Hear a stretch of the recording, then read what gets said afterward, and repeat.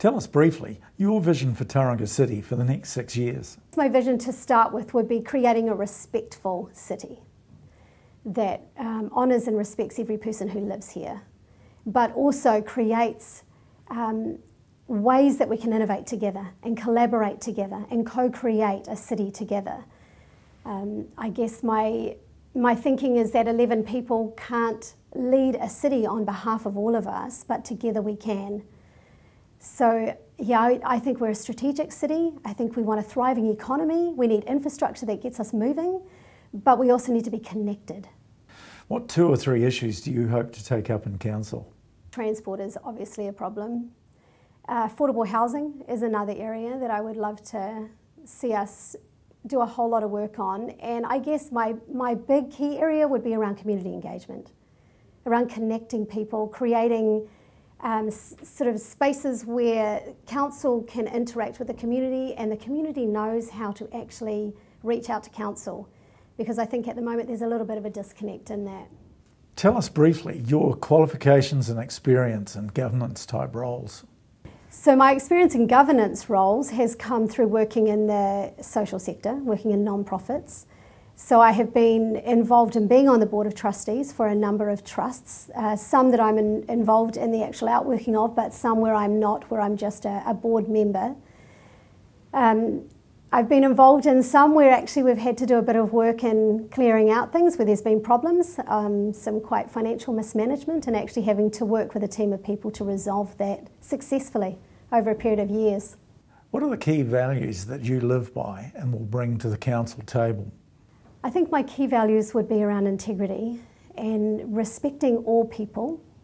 I think for me, every voice matters in our city. I think we need all voices at the table, and sometimes our system can be skewed for those who are perhaps more, they've got stronger opinions or they're more capable of voicing those opinions, but I think it's really important that every voice matters, and so for me that's a huge value. Tell us what experience you have in reading and analysing complex and large reports and financial accounts. So I've had to do a number of reports myself. I see myself as someone who is able to see the overview, but also understand the detail of how things work. I love reading, so that's got to be a good thing. I do love reading. I don't think I've had to tackle the size of some of the agendas that it sounds like they get in council, but I am a fast reader and a quick study.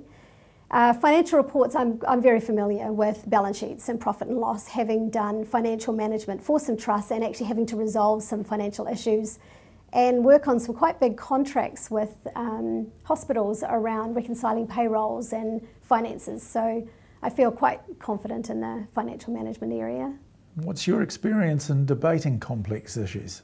That's something I've had to do a lot in an advocacy role. There's a lot of debating and a lot of advocating for people in different views, having to actually listen to people who might be sitting on completely different sides of an issue, and being able to help them maybe meet in the middle and not necessarily agree, but to bring a resolution that can hold both things in tension.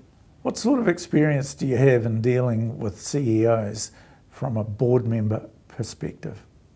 I think I've had more experience with a director of a board rather than a CEO, because a lot of the work that I've done in boards has been not-for-profit. And so I'm quite familiar with the concept of governance versus management, and there being a difference between the two. So I've got a bit of experience in that with the boards that I've been on. Do you have anything you'd like to add?